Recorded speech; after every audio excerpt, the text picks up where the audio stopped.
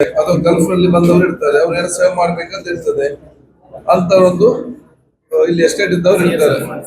CSR fund ಅವ್ರ family ಅಂತ ಹೆಸರಿಗೆ ಕೊಡುವವರು ಅವನ್ನೆಲ್ಲ ಇಂಥವ್ರು ನಮ್ಗೆ ಸಿಲೆಕ್ಟ್ ಮಾಡಿ ಆ ಒಂದು ಪ್ರದೇಶ ಕೊಡೋದ್ರ ವ್ಯವಸ್ಥೆ ಆಗ್ಬೇಕು.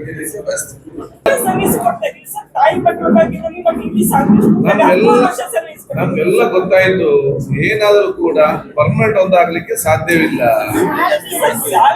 ಸ್ಯಾಲರಿ ಜಾಸ್ತಿ ಮಾಡ್ಲಿಕ್ಕೆ ನಾನು ಕೇಂದ್ರಕ್ಕೆ ಮಾತಾಡ್ತೇನೆ. NHM ನ್ಯಾಷನಲ್ ಹೆಲ್ತ್ ಮಿಷನ್ ನಮ್ಗೆ ಇಲ್ಲಿ ಏನು ಕೂಡ ಇದಲ್ಲ. ಏನಾದ್ರು ನಾಳೆ ಅದು ಬಂದ್ ಮಾಡಿ ಬಿಟ್ರೆ ಮತ್ತೆ ನಿಮ್ಗೆ ಕೆಲಸ ಇಲ್ಲದಂತ ಪರಿಸ್ಥಿತಿ. ಆಗ ಏನ್ ಮಾಡ್ಬೇಕಂತ ಓದೋದು. ಅದಕ್ಕಾಗಿ ಅವ್ರಿಗೆ ಕೂಡ ನಾನು ಕೇಂದ್ರದ ನಮ್ಮ ಆರೋಗ್ಯ ಸಚಿವರು ಭೇಟಿ ಆಗ್ತೇನೆ.